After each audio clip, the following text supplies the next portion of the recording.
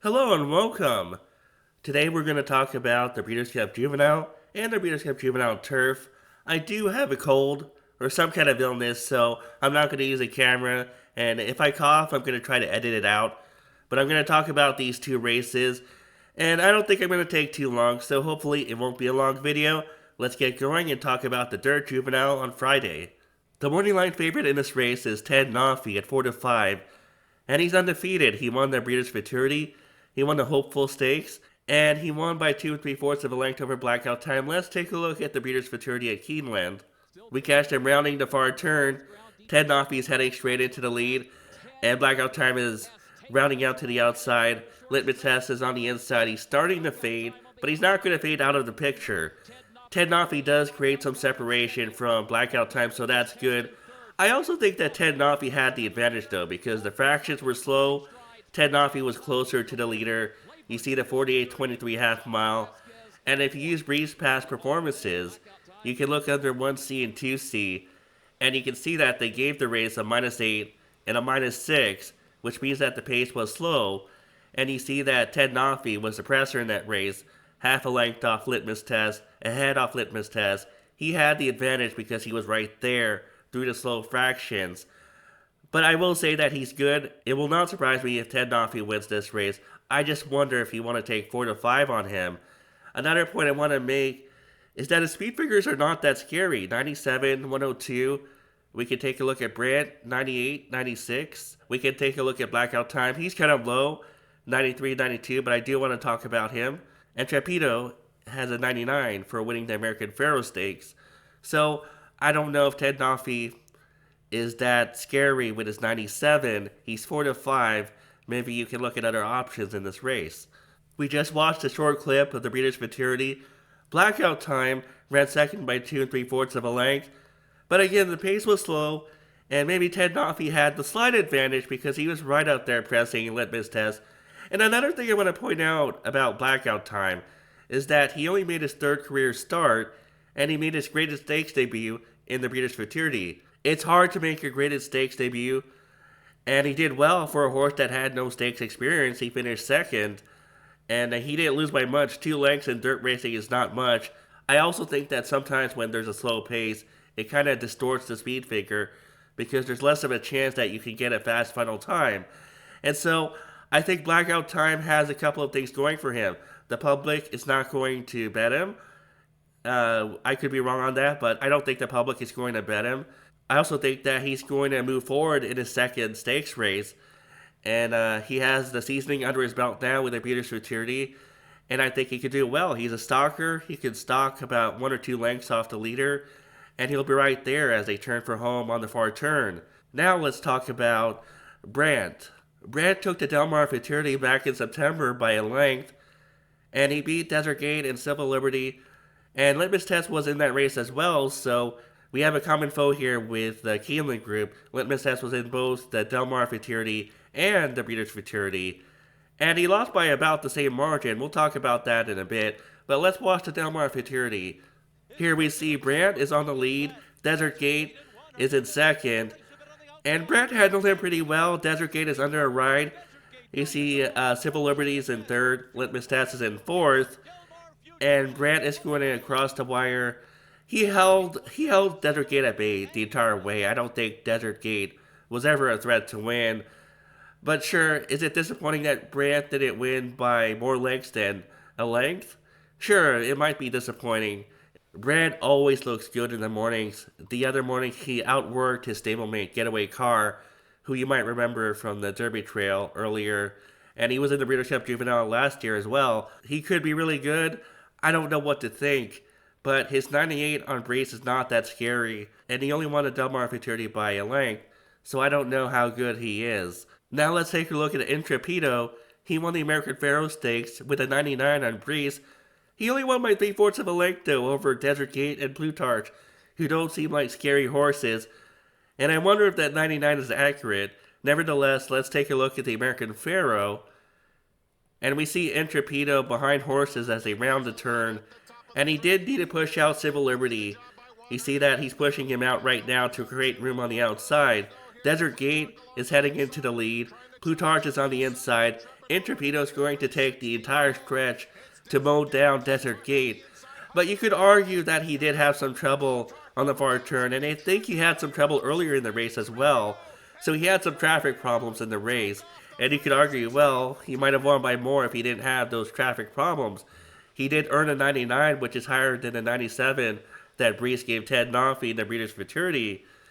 And it's about the same. All these numbers are the same. And it makes me think that these horses are probably about the same.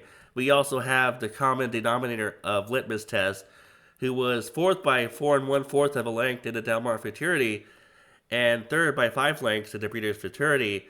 I know that's not a good way to handicap, but he lost by about the same margin to Ted Nafi as he did to Brandt. And I just think that these horses are most likely about the same, with no real differences between them.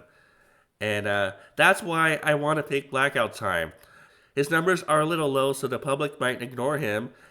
He has a 93 and 92. And again, he was only making his third career start and his stakes debut in the Breeders' Futurity. Now with his greatest stakes debut behind him, maybe he has the seasoning to move forward in this spot.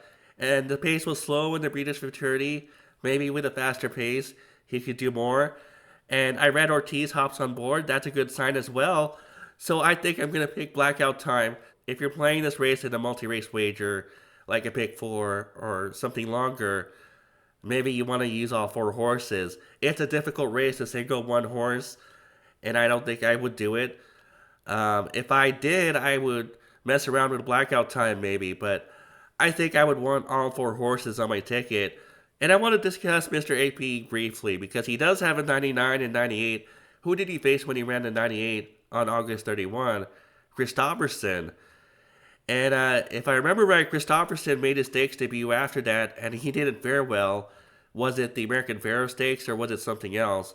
But I don't think Christopherson is that good of a horse. I feel like these numbers are a little bit cooked, but who knows? Maybe I'm wrong. If he wins, I'll admit I'm wrong. He is 30-1 on the morning line, so I can understand if someone wants to take a shot on Mr. AP, given those speed figures.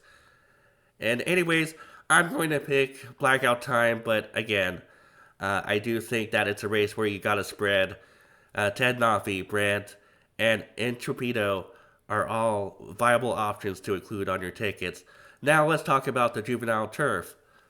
As usual, I'm going to go with the European and the Juvenile Turf, but there's also one horse in this race who's an American and who ran over in Europe, and we're going to talk about him.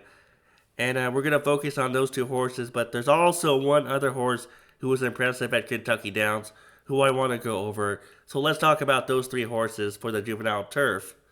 Gistad comes into this race with great credentials from Europe. He was second in the Dewhurst Stakes, second in the Vincent O'Brien National, second in the Prix Morny. I probably said that wrong, but he was second in 3 straight Group 1 races. Let's take a look at the Dewhurst Stakes. We have it right up here. And we have it in mid-race. Gistad is the one with the jockey with the purple cap and white sleeves. So white and purple. And you see him switching outside of that gray horse. He has plenty of room if he can move forward, but that gray horse is going to win. I believe this race was an upset, but Gistad did run well. I don't want to take anything away from him. And in any case, I consider Group 1 races over in Europe a step above the Group 1 races, or Grade 1 races that we have over here. So I think you'll have an easier time. My 2 concerns are that he has a wide post, and he might have a bit of seconditis, but maybe it'll be different over here. Maybe his class will be so good that it will carry him to victory. Let's also talk about Outfielder, who again is an American. He's trained by Wesley Ward.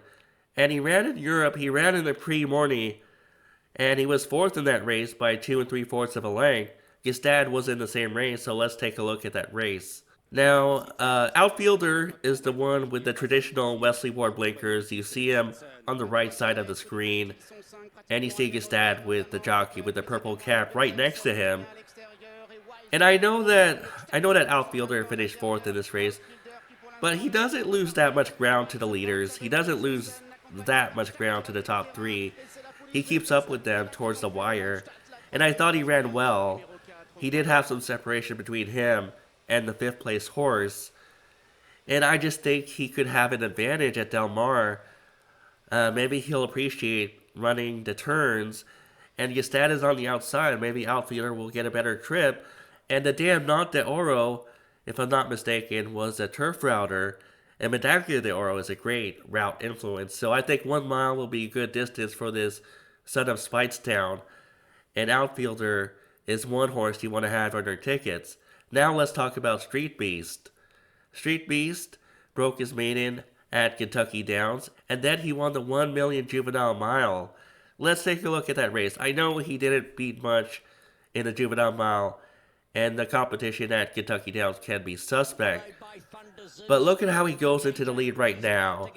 And I just want to focus on how he's moving. And you see how he's separating from the field. You see how he's moving. He has himself on the right lead. And he's just powering away under his own power. The jockey's not asking him at this point. He just continues to power away from the field. I just like the way that he did it. Now, it is tricky to handicap the Kentucky Downs horses. Sometimes they don't translate that form. From what I saw in that race, this colt has the potential to be a top horse in this division. He's 10 to 1 on the morning line. And if he's 10 to 1, I think that's some kind of value, and I think he deserves a spot on tickets. So Street Beast is my third choice in this race, and those are the 3 I want in this race. Gestad is my top choice, of course, and if he gets a good trip from the outside, he's going to win.